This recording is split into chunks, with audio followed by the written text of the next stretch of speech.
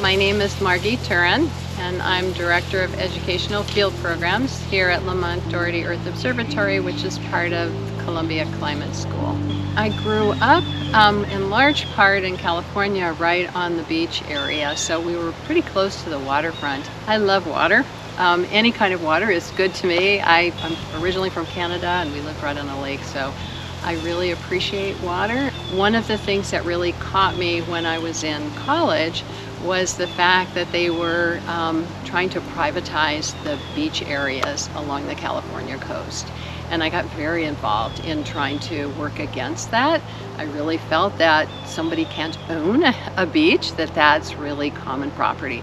Worked really hard on that with some local politicians and ran a campaign out of my dorm room, which I'm sure my roommate didn't appreciate. But we really were very successful in bringing about some change and have actually had a real influence on the ability to keep those waterfronts open to the larger population. So to me, that was kind of what got me started.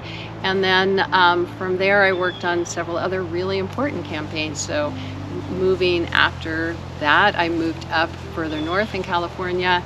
There was an area where they were planning to build on a mountain, Mount Diablo, which was a protected area, but the foothills were not protected, and they had planned to cut the tops off those foothills to put in a golf course of all things with a housing development. So I worked with the Sierra Club and with a variety of different nonprofits to really help protect that area. And again, we were really fortunate enough to be successful in that. I spend a lot of time thinking and studying the polar regions. And one of my favorite projects is a project called our Polar CAP program, which is Polar Climate Ambassadors program. And these are the students that were part of that this last summer. These are high school students who were immersed for 6 weeks just thinking about polar climate, how important the polar regions are to climate, and just getting super familiar with these spaces, which I think most people are not familiar with. We're kind of used to them tipping off the edges of the globe. And so to just kind of put Antarctica and the Arctic center and just really focus on it and the people that are in the Arctic and their role in climate and their impact from the climate changes that are going on, what they're experiencing, was really, I think it was really meaningful for the students. So I feel really excited about it. And I feel as if this is kind of a lost part of the climate system. So I tend to really spend a little bit of time thinking about it. It's tricky to see the impact that you might have on other people, because I don't feel as if we go in to save people or to really be creating change for someone else. I feel as if it's collaboration, and I feel as if it's always a team process. So I don't feel comfortable with the fact that maybe we were responsible for some of this. I think it's all, we learn as much as we go in to do some of this work.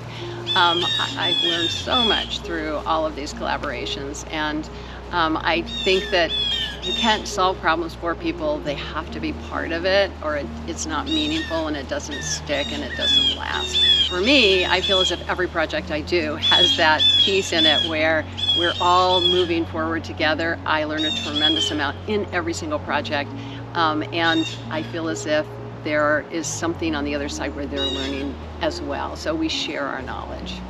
I think that's really important. I mean, I don't feel as if there is anybody that's going to solve a problem. I feel it's all of us that are going to solve these problems.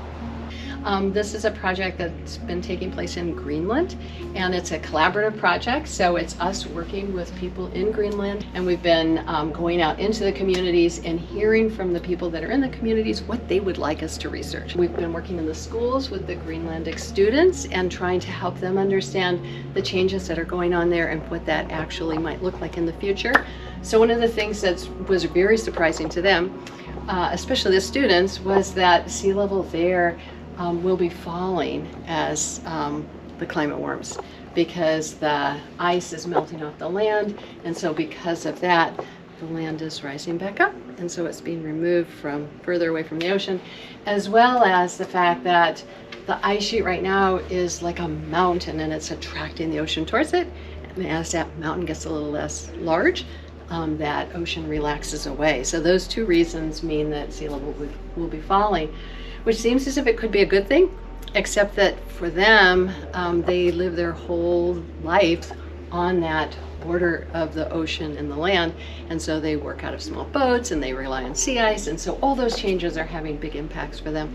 So it's been a wonderful project, and again, just a really cool way to collaborate with people that are in a completely different place than us and hear about their experiences and what's really important to them, and make sure that we're able to communicate back changes that are going on in a way that's meaningful to them. Yeah, language is a huge challenge. It's also an opportunity, because if you can actually get it into their language, there's no chance that it might be misunderstood, misinterpreted, if you know what I mean. Akaluk, who's Greenlandic, he worked with the people in the Ministry of Language to see if they could work on providing that new word into their language. And the Greenlanders are very careful about how many new words they do bring in, but we did manage to get that into their language. They are a very visual people, so words are not as big a part in their communication as imagery is.